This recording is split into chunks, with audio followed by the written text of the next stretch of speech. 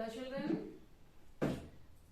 today I brought in front of you how to answer the fourth lesson Saransh. From this Saransh, how to answer the questions 8 marks or 4 marks or 6 marks. Okay, so first प्रश्न, कण कण का अधिकारी कविता का सारांश लिखो. सारांश लिखो.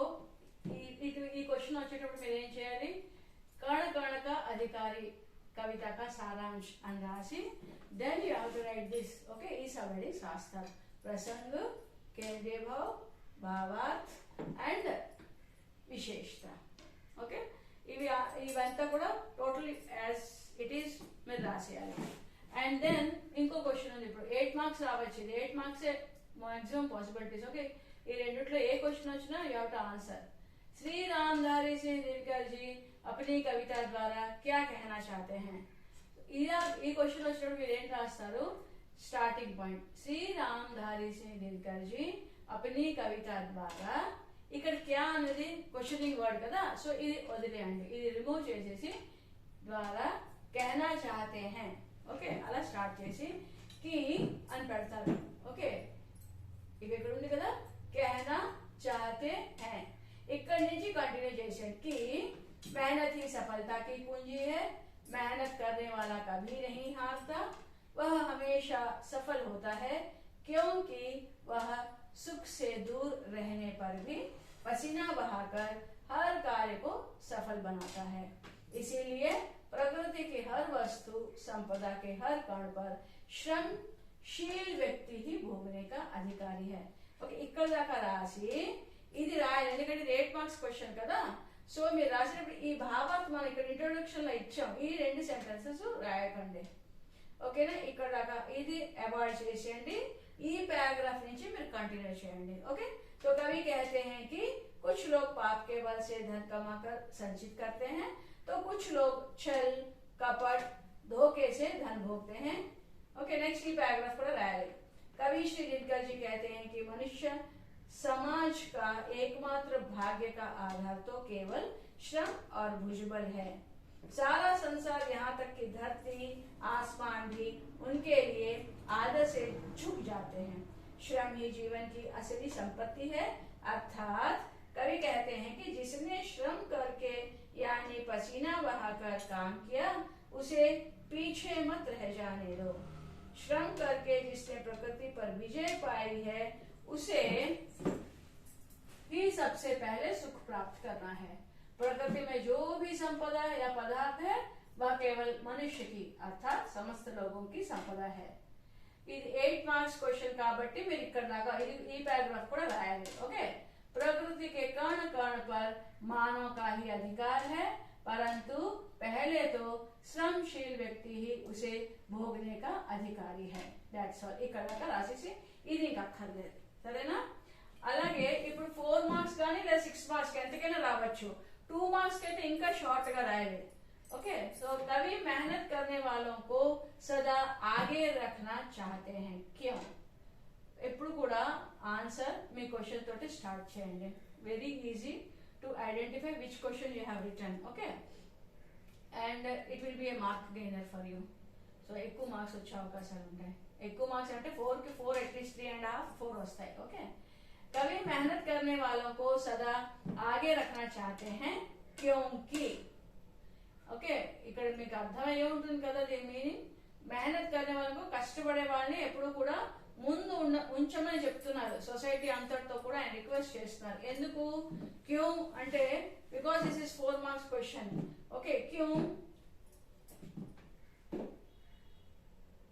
क्योंकि ఇక్కడ मनुष्य समाज का एकमात्र भाग्य का आधार तो केवल श्रम और भुजबल है. ओके, सारा संसार यहाँ तक कि धरती आसमान भी उनके लिए आदर से झुक जाते हैं. సో వాళ్ళకి ఎందుకు ప్రిఫరెన్స్ ఇవ్వాలి, ఎందుకు అంటే ఇక్కడ చూడండి श्रम और भुजबल है. ఓకే, మనుష్య సమాజ్ का एकमात्र भाग्य. మనుష్య సమాజ్ का అంటే సొసైటీ ఏవైతే మనుషులతో ఉన్నదో ఆ సొసైటీ కేవలం లక్ పైన కాదు. ఓకేనా, బట్ దేనిపైన श्रम और भुजबल है, కష్టపడే వాళ్ళకే ప్రిఫరెన్స్ ఉంటుంది అని.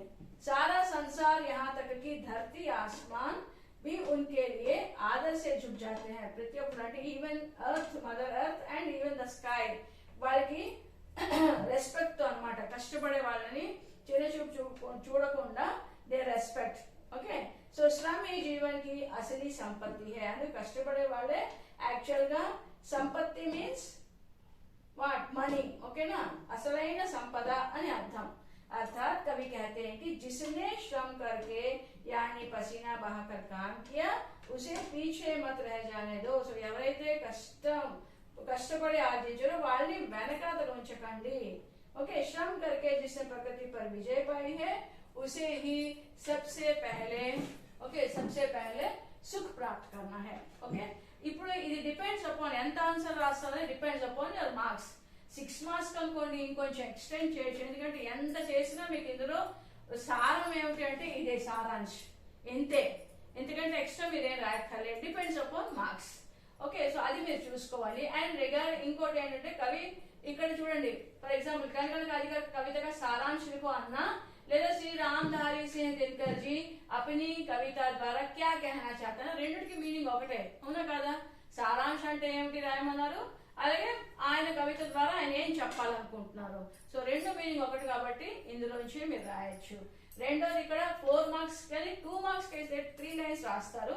4 మార్క్స్ 6 మార్క్స్ అయితే కొంచెం ఎక్స్ట్రాగా लाइन्स ऐड చేస్తారు. ఓకే, సో కవి मेहनत करने वालों को सदा आगे रखना चाहते हैं क्यों అని ఇప్పుడు మీకు చెప్పాను ఆల్రెడీ. అలాగే ప్రకృతి के कण कण पर किसका अधिकार है.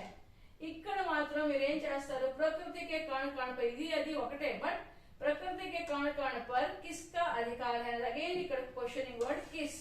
సో ఇది తీసేసి మీరు ఏం చేస్తారు, प्रकृति के कण कण पर श्रमिक का अधिकार है. కష్టపడే వాళ్ళకి అధికారం ఉన్నది. క్యూ, ఇప్పుడు క్యూ అన్నదానికి if it is 8 marks question మళ్ళీ నేను మీకు చెప్తాను ఈ పారాగ్రాఫ్ రాసి మళ్ళీ ఈ పారాగ్రాఫ్ వదిలేసి ఇక్కడి నుంచి రాయండి అని. అదే 4 మార్క్స్ కి అయితే మీరు ఏం చేస్తారు, జస్ట్ ఇక్కడ రాయొచ్చు, ఇది ఒకటి మాత్రం రాస్తే సరిపోతుంది. అదే 2 మార్క్స్ అయితే మీరు ఏం చేస్తారు, టు ద పాయింట్ రాయాలి కాబట్టి ఏం రాస్తారు, ఇక్కడ ఇదంతా అక్కర్లే, ఇక్కడి నుంచి రాస్తారు.